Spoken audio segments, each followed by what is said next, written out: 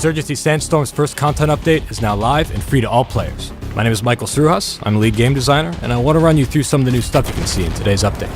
But before we do that, we first want to say thank you all so much for your support. Sandstorm's launch was just awesome. We had so much positive response and a ton of great feedback.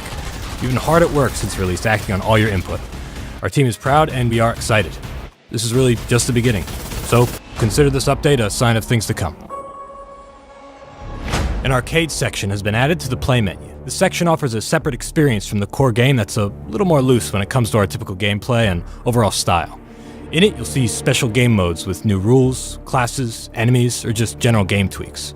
Our first mode offered for arcade is Team Deathmatch. The rules are simple. Kill enough of the enemy to win.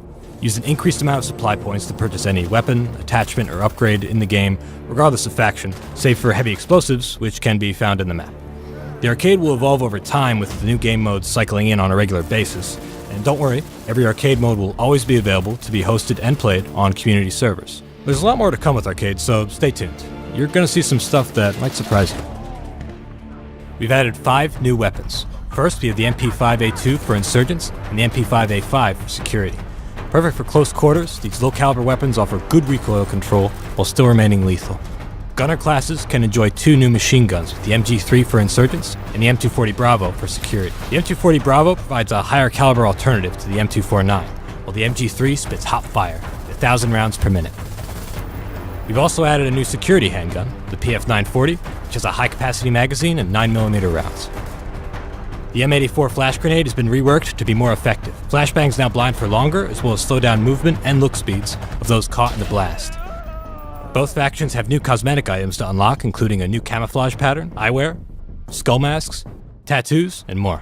In addition to adding new content, of course, we've made a ton of bug fixes, improved performance, and added many quality of life improvements based on your feedback. There's a new range map found under the tutorial section where you can quickly test all weapons and equipment in the game with no limitations from supply points.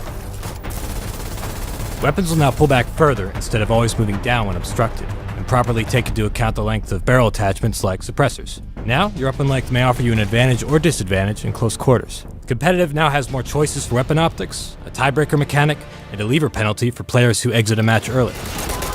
We visualized restricted areas in the tactical map so it's easier to stay in bounds, improved the indication of gaining and losing reinforcement waves on the heads-up display, added a clear notification for when your weapon's reload has been interrupted, and implemented vote kicking as a community server option. Those are the highlights of this update, but you can hop in game to see the rest. And be sure to stay tuned for more. We've got more good stuff on the horizon, including XP gain on community servers, a new map, weapons, cosmetics, modding support, and more. Follow our social media at Insurgency Game on Twitter, Instagram, YouTube, and Facebook. We post all our updates on those platforms. And remember, this is just the beginning.